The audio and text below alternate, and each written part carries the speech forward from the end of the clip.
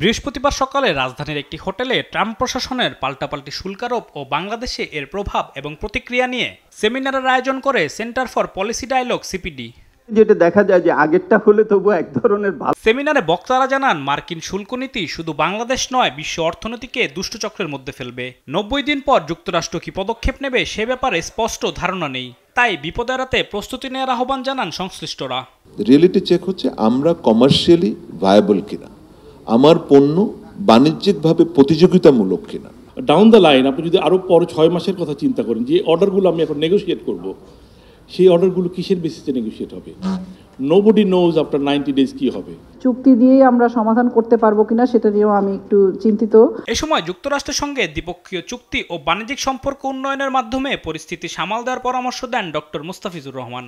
High tariffs একটা, non tariff barriers একটা, lack of WTO compliance হলো আরেকটা। 3টা কনসার্ন তারা সেখানে বলেছে। আমাদের এখানে নো অবজেকশন সার্টিফিকেট নিতে হয় ইনভেস্টরদেরকে 22টা সেক্টরের জন্য, ইত্যাদি ইত্যাদি, করাপশন, ব্রাইবারি, এগুলো বলেছে। সো অবভিয়াসলি আমার মনে হয় যে এগুলো আমাদের not only for our bilateral trade US এর সাথে যখন করব, এগুলো আমাদের নিজেদেরই, এগুলো আমাদের অ্যাড্রেস করতে হবে।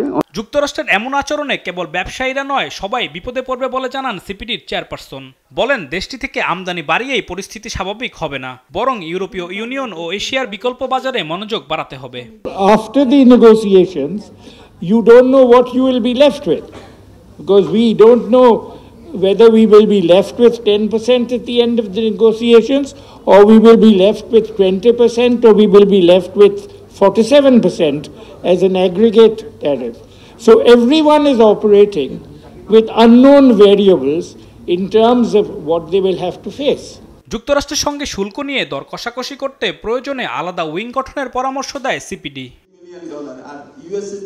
আলিমুজ্জামান সাফওয়ান, দেশ টিভি, ঢাকা।